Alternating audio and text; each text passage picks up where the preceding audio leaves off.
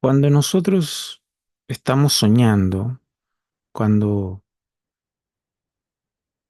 nos recordamos de un sueño, cuando estamos soñando y soñamos que hacemos algo o que estamos en una situación de peligro o en una situación extremadamente agradable, cuando estamos en el sueño, nosotros no cuestionamos el sueño. Normalmente pensamos, sentimos que eso es lo real. Muchas veces soñamos cosas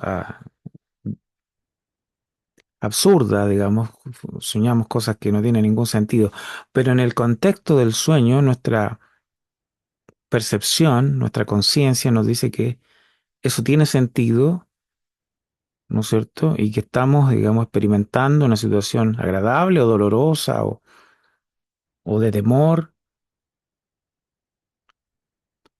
No cuestionamos, rara vez nosotros somos conscientes de que estamos soñando. Muy, muy rara vez. A veces sí, pero así todo, estamos ahí y le otorgamos cierta realidad a ese sueño, en términos generales.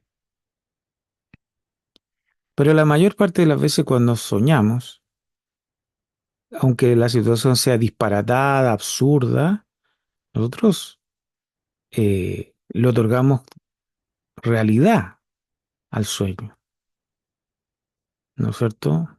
Y estamos contentos en una situación agradable y sufrimos en una situación desagradable. Bueno, cuando nosotros despertamos, el sueño se termina de golpe. Decimos, esto era un sueño, esto no era real, decimos. Cuando pasamos del estado de sueño y despertamos a la vigilia, nosotros no despertamos de la mitad del sueño. Nosotros decimos, todo el sueño, o lo bueno o lo malo que soñé, era una ilusión, era un fenómeno mental, emocional, un fenómeno cerebral, no sé. Estábamos durmiendo, estábamos soñando y todo eso era falso, era una cuestión ilusoria.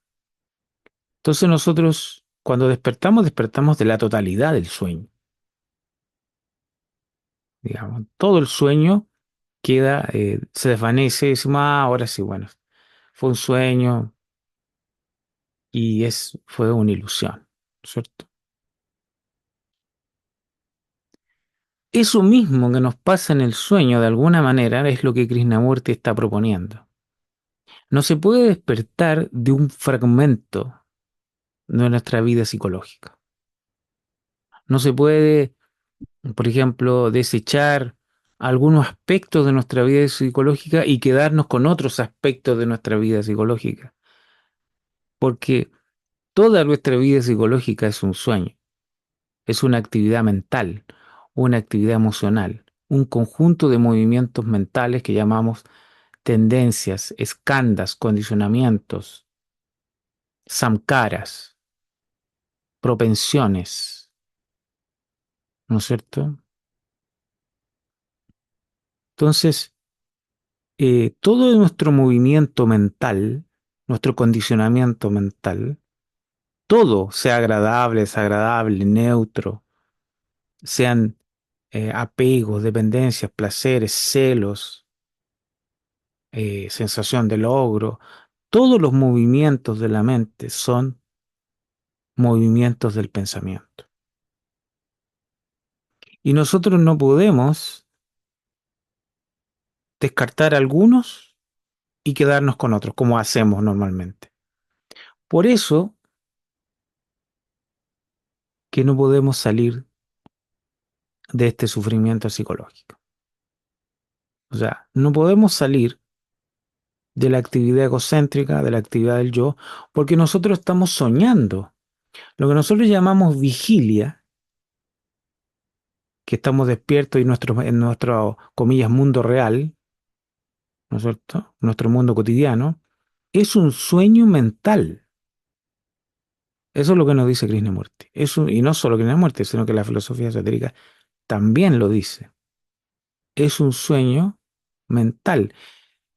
Si uno estudia, por ejemplo, el libro La ciencia de la yoga de Ikataimi, que estudia los Yoga Sutras de Patanjali, ahí aparece la misma idea, o como en la caverna de Platón, la caverna en realidad es la mente. Estamos soñando, o en Matrix, la película Matrix, en nuestro propio mundo mental. En Matrix, la humanidad está soñando, está dormida y esa gran inteligencia artificial está generando esos sueños que mantienen a la humanidad siendo un parásito, ¿no es cierto? O sea, siendo digamos, una pila que las máquinas utilizan, digamos, como fuente de energía. Pero para utilizar a la humanidad como fuente de energía, mantiene la Matrix a los seres humanos soñando, ¿cierto?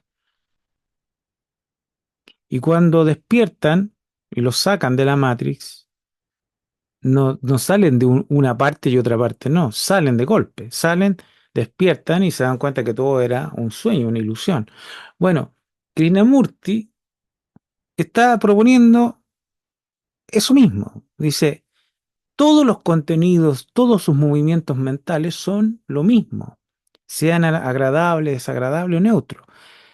Todas las actividades del pensamiento egocéntrico es lo mismo, es un sueño, es un conjunto de movimientos mentales que fragmentan, diferencian, que genera un sentido de separación que solo es producto de la mente, no es producto del mundo que nosotros llamamos mundo externo o fenómenos sensoriales, es un problema mental, es un estado mental que determina esa segmentación, fragmentación y sufrimiento, por supuesto.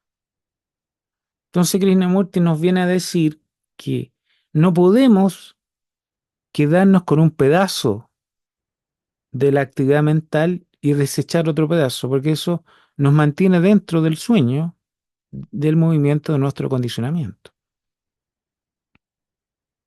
Entonces, o despertamos o no despertamos,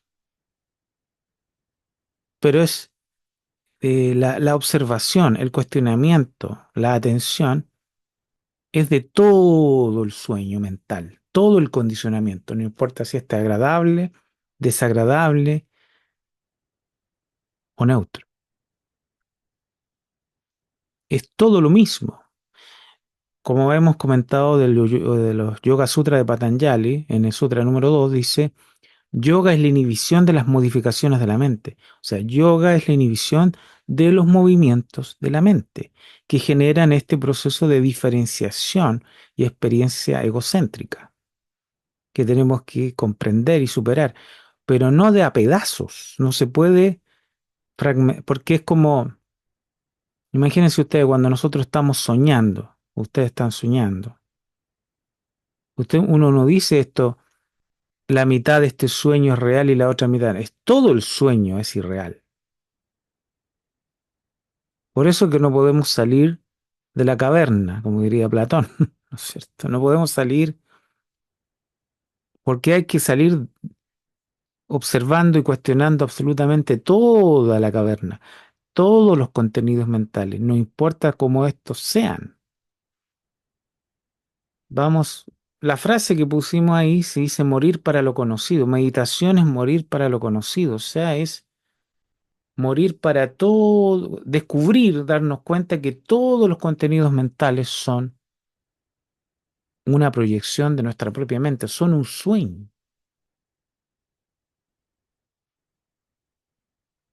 y no una cosa, digamos, sustancial, son movimientos de la mente, son contenidos mentales. Por supuesto que los contenidos mentales, los pensamientos, tienen una fuerza subjetiva tremenda, como los deseos, como los placeres, como el miedo de perder un objeto al cual me he aferrado. ¿Ah? Los celos, cuando siento que aquello que la persona que yo quiero va a cambiar sus afectos por otra persona o el temor de perder algo que yo quiero, etcétera. Todo ese campo mental es poderosísimo, brutal. Experimentamos esos pensamientos de una manera brutal. Y por eso que no los cuestionamos. Estamos identificados con esos movimientos y hace cientos de miles de años, y se dice que en la filosofía esotérica hace millones de años incluso. Pero no son otra cosa que un sueño, un movimiento de la mente. Vamos a leer el pensamiento. Dice Krishnamurti, la meditación es un movimiento de lo conocido, perdón, la meditación es un movimiento de lo desconocido en lo desconocido. O sea, ya estamos fuera de lo conocido, fuera de los condicionamientos mentales, de las proyecciones de la mente, de la devenir, del devenir ese llegaré a ser o no llegaré a ser del yo. Toda la estructura de comparación, o sea, soy mejor o peor que alguien. Todo ese sentido de yo egocéntrico que se mueve dentro de los márgenes del pensamiento, que es lo conocido, eso ya no existe. Dice, la meditación es un movimiento de lo desconocido en lo desconocido, está fuera de ese campo del pensamiento. O sea, en ese momento se está despierto, se ha salido del condicionamiento humano, le hemos dado la espalda al mundo, ya no somos del mundo, de los patrones culturales, de los patrones políticos, económicos, sociales. Estamos libres de eso. Entonces dice, hay solo el movimiento, no usted.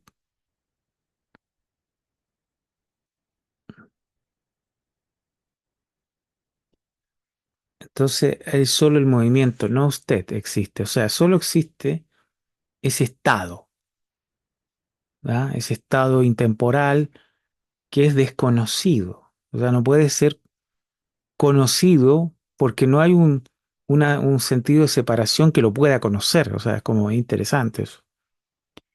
Lo,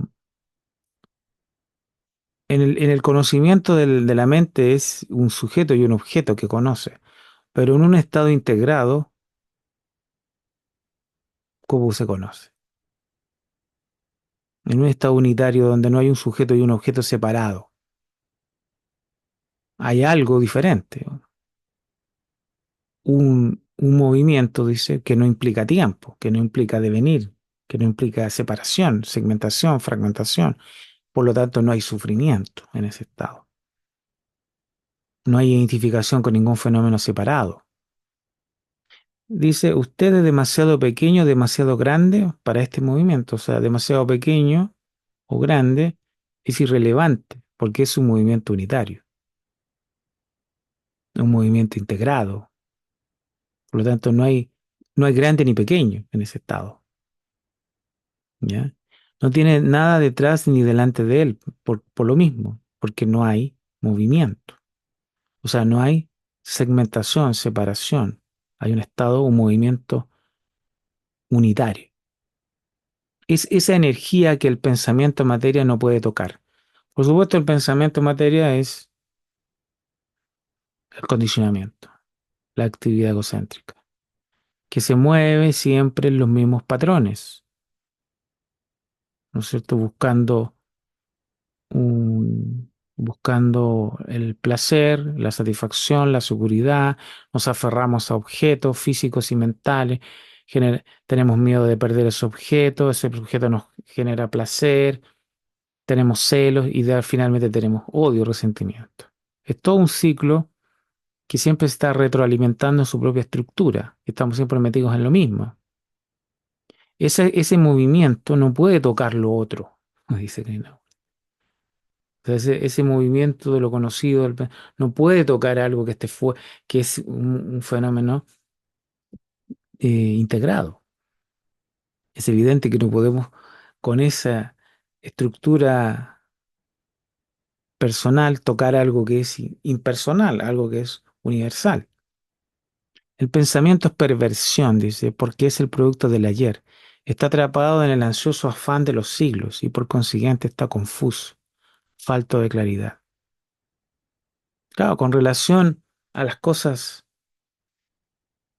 de la realidad, de la unidad, del sentido profundo de la vida, el pensamiento está confuso. O sea, no puede entrar en una esfera unitaria. ¿Por qué el pensamiento es divisivo, fragmentario? Está para otras cosas el pensamiento. Está para la ciencia, la tecnología, para resolver problemas prácticos, no para alcanzar la realidad. El pensamiento puede expresar, o la conceptualización puede expresar algo que se percibe, eh, pero no lo puede, digamos, acceder a ello porque sus patrones son limitados. Dice, porque el producto es producto de, o sea, es el pasado y está atrapado en el ansioso afán de los siglos. ¿Qué hemos hecho durante toda nuestra existencia, los seres humanos, sino estar afanándonos por todo tipo de cosas? O sea, el afán de poder, afán de todo orden, de todo tipo, de poder económico, cultural, político, o sea, los afanes de la vida que son de la actividad de la mente, de la actividad del pensamiento. Y es ansioso porque es el afán de la ansiedad de lograr. Y en eso no puede haber claridad, no puede haber discernimiento. Entonces dice, haga lo que haga, lo conocido no puede dar alcance a lo desconocido. La meditación es morir para lo conocido. Es como lo que decíamos al principio, ¿cierto? Es como empezar a cuestionar, a observar toda la vida psicológica, toda nuestra vida interna, no un pedazo de ella. Porque no nos sirve cuestionar un poco de eso. Tiene que ser todo cuestionado, tiene que ser todo observado. Como, como cuando estamos en un sueño y de pronto nos damos cuenta que estamos soñando y todo el sueño es una ilusión, no un pedazo del sueño. Como a nosotros algunas cosas de la vida nos gustan y otras no nos gustan, eso es eh, asentarse, identificarse con la actividad del pensamiento, porque eso es lo que necesitamos para quedar atrapados, enganchados en el sueño mental, justamente, que haya cosas que nos gusten y otras cosas que no nos gusten. O sea, lo que llama ahí el ansioso afán, la lucha por la vida. O sea, no queremos decir de que no tengamos que vivir, que no tengamos que proveernos del sustento, digamos, de ganarnos la vida. O sea, todo eso hay que hacerlo, hay que responder a la vida. Lo que está planteando aquí Krishnamurti es despertar de ese sueño, de ese movimiento de lo conocido, que tiene que ser hecho en forma íntegra, en forma total, digamos. No podemos despertar de un sueño por fragmentos, porque vamos a quedar atrapados en el sueño, digamos. Y no podemos ir a lo desconocido, o sea, ir más allá del tiempo, más allá del movimiento, del pensar, si nos identificamos con contenidos mentales, emocionales. Si estamos identificados, no vamos a poder salir de eso. O sea, tiene que haber una comprensión de todo nuestro sueño mental, de todo nuestro sufrimiento, de todos nuestros deseos, que en el fondo son todo lo mismo. Es como en el sueño, una proyección de la mente, ¿cierto? Cuando estamos soñando, soñamos que caminamos, que nadamos, que nos subimos a un avión, que nos subimos a un auto. Todo eso lo soñamos, lo proyectamos, es una proyección de la mente. Y cuando despertamos decimos, ah, fue un sueño. Y le quitamos toda realidad. Pero nosotros no hemos despertado de nuestro condicionamiento. No hemos despertado de todos esos contenidos mentales que nos tienen atrapados en una actividad egocéntrica. Creemos que eso es real. Le otorgamos realidad al contenido mental. Y por eso estamos aquí. O sea, al decir de esta perspectiva, nuestro problema es ese. Estamos identificados con los contenidos de la mente. Y necesitamos despertar. Y el despertar es discernimiento. Discernimiento sobre los fenómenos materiales y discernimiento sobre los fenómenos mentales. ¿Mm? Y mientras no haya ese despertar, esa observación, esa comprensión de la totalidad de los contenidos de la mente, no vamos a despertar. Vamos a seguir soñando eh, dentro de los márgenes y las estructuras del pensamiento, que es sufrimiento psicológico. No es otra cosa que sufrir, porque podemos tener logros, podremos tener cierto grado de satisfacción, pero siempre todo se va a perder, porque todos nuestros logros se van a terminar. Todas nuestras glorias se van a agotar. Si es que tenemos algún logro, todo se va a terminar. Todo es un fenómeno temporal. Entonces, eh, y además, claro, la estructura psicológica de seguridad dependemos para sentirnos bien de que las cosas a las cuales nosotros nos hemos aferrado estén seguras y no existe seguridad en el mundo. No tenemos seguridad. Podemos engañarnos a nosotros mismos, pero no tenemos seguridad. Por lo tanto, esto de morir para lo conocido es despertar de un sueño que es el sueño del pensamiento. Y de eso es eh, de una forma total. Y eso es lo que no queremos hacer. Porque hay cosas que nos gustan, digamos, que hay cosas que queremos retenerlas. Pero esto es un problema mental, no físico. ¿Mm? Es justamente que no queremos despertar o cuestionar o observar toda nuestra actividad psicológica. Como por ejemplo el movimiento del pensar se mueve y al moverse genera ese tiempo, que tira esa ansiedad del mañana o ese sufrimiento del ayer.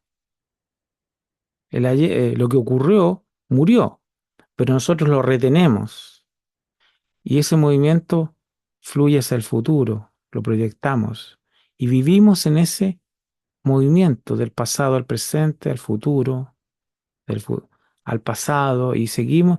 Y ese movimiento es el movimiento del pensar donde estamos deviniendo, experimentando. Y dice Krishnamurti, todo eso es nada más que pensamiento, no existe fuera de la mente lo genera. Esa ilusión la genera la mente, esa fragmentación la genera la mente, como en el sueño. Los árboles, la casa, el auto, el avión, todo lo que surge en la experiencia del sueño es un contenido mental proyectado. Ahora dice Krishnamurti, todo lo que usted vive es un contenido mental proyectado. Es una ilusión mental, es un contenido mental, no es otra cosa. Ese es el planteo de Krishnamurti. Por eso dice que la meditación es morir para todo eso, cuestionar, despertar completamente de todos los movimientos de la mente. Como dice la yoga, yoga es la inhibición de las modificaciones de la mente. La mente genera las modificaciones, ¿m? Con sus patrones mentales, con sus condicionamientos. ¿M? Entonces, muy interesante. Ahora, cuando todo eso es comprendido y descartado, surge lo desconocido, porque está más allá del pensamiento, está más allá de los patrones condicionados del pensar. Es una realidad no conceptual. O sea, se accede a una realidad no, y significa que no está fragmentada, porque desde lo conceptual o del pensamiento hacia abajo, por decirlo así, está todo fragmentado. Pero en ese estado ya no hay fragmentación. Y eso es meditación para Krishnamurti. Ahí está la meditación en su plenitud, en lo desconocido, en lo integrado, ¿cierto? O en lo no fragmentado. ¿Mm? Que ese estado que buscamos quizás dentro de la actividad del pensamiento, y no que no lo podemos encontrar. ¿Mm? Así que es muy interesante reflexionar sobre el sueño de la mente, sobre los condicionamientos o los movimientos de la mente de los cuales tenemos que despertar. Les mando un abrazo, espero que estén muy bien y si sean las condiciones nos encontramos en un próximo podcast. Muchas gracias.